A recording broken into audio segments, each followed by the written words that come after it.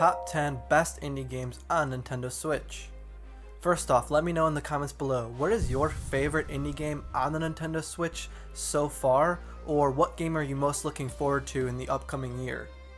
So in this video, I will rank my top 10 indies on Nintendo Switch so far, so let's get into it.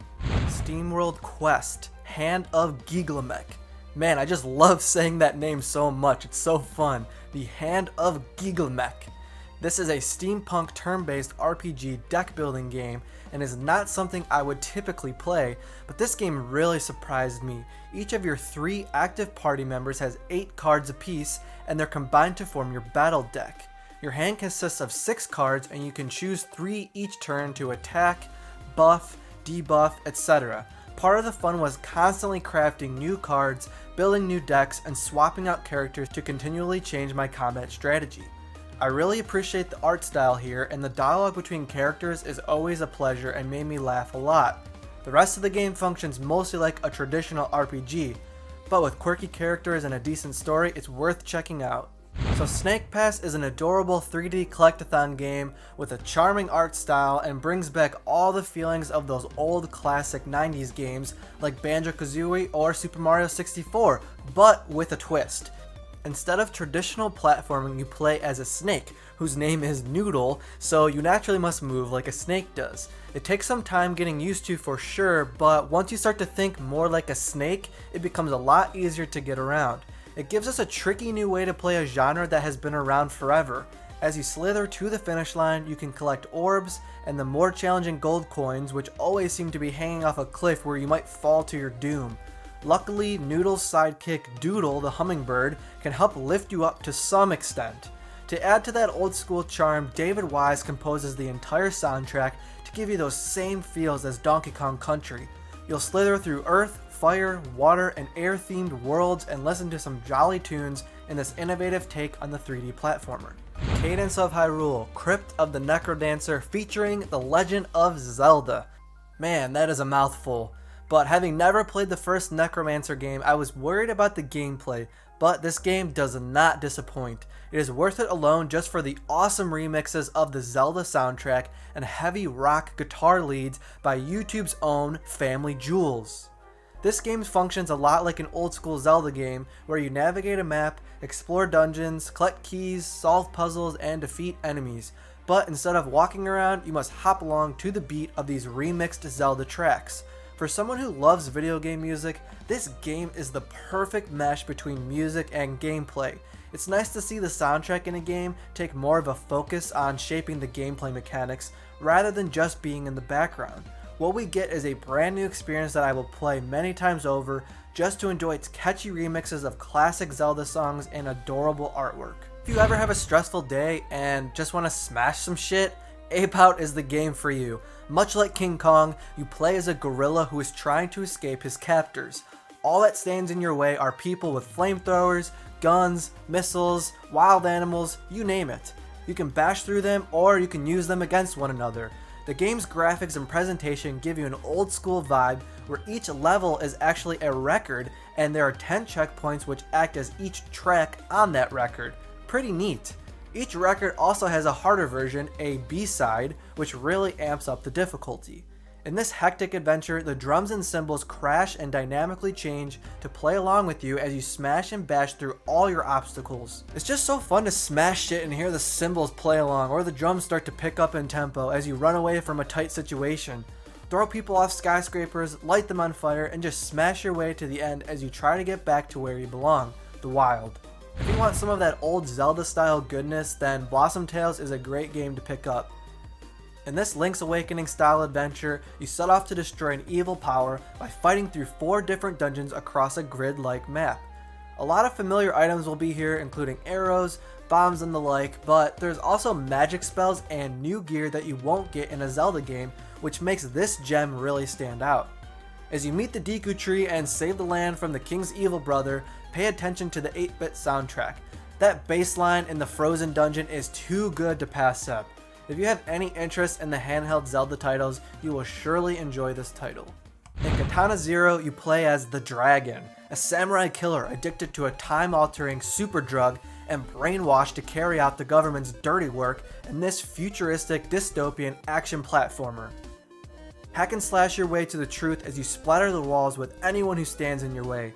The game's dialogue leads to different outcomes, and this is the only game where you can just cut people off while they're talking to you and tell them to just shut the hell up already.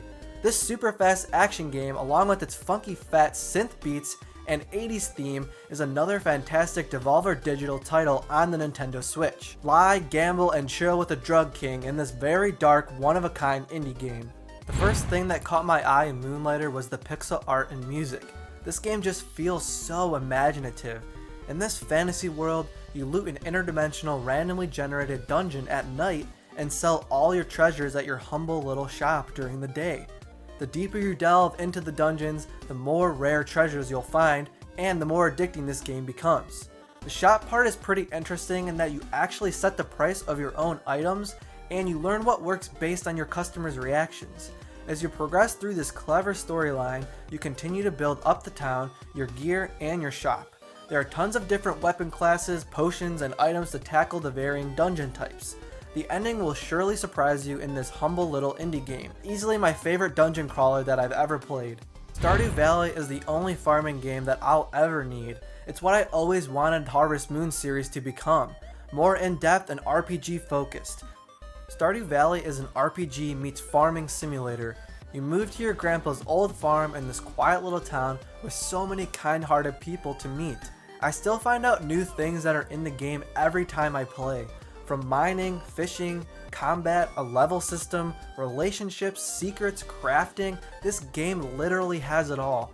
Much like Moonlighter, this game hooked me with its visuals and music as it just exudes charm. This little town is full of life, and there are endless ways to customize your farm, all at your own pace. This is my go-to game when I want to relax. I just love being on my farm. I think what makes Celeste so great is that its story is so deeply personal and relatable for a lot of people. You go in not expecting a story and you are hit with a very real inner conflict with Madeline that manifests itself in her depressive alter ego, Badeline. In a race to the top of Celeste Mountain, you overcome your depression and learn to accept yourself and fully embrace that part of you. The pixel art is just gorgeous, and I love the way Madeline moves around so fluidly. The platforming is top notch too. It's super concise, crisp, and tight. So many levels jam-packed full of difficult challenges to overcome. New mechanics that keep throwing you for a loop every time you start to feel like your feet are finally finding solid ground. Epic boss fights, chiptune goodness, and an emotional journey all wrapped up into this heartwarming indie game. Man, do I love to talk about Hollow Knight. I know a lot of you on my channel are also big Hollow Knight fans, and it's no surprise that this game is number one on my list. Hollow Knight makes it into one of my top games of all time, not just indie games. I was immediately intrigued by the world of bugs in Hollow Nest with its dark tones and somber music. So many perplexing puzzles to discover along your way while descending into the depths of this forgotten kingdom. How did you come to be in this world? What is your purpose? And why are the bugs infected with this crazy orange goo? Hollow Knight is full of an epic musical score, incredibly challenging boss battles, and beautiful diverse flora and creatures. The customizable charms give you endless possibilities to your combat to fit any playing style or situation. The beauty of this game is in its exploration. I spent countless hours just navigating through the catacombs of this magical bug kingdom, soaking in all of the beautiful hand-drawn artwork, and I cannot wait to see what its sequel Silksong brings to us this year. Indie support on the Nintendo Switch is not slowing down, and there is a slew of great indie titles that are coming up this year, including Bug Fables, Crosscode, Inmost, Carrion, and just so many more. I just started streaming over on Mixer and will be playing a lot of these indie games over there, so you can get a more in-depth look at what these games are like. I just don't have time to make videos on them all, so be sure to give me a follow over there. I'll be streaming Zelda and other Nintendo goodness too.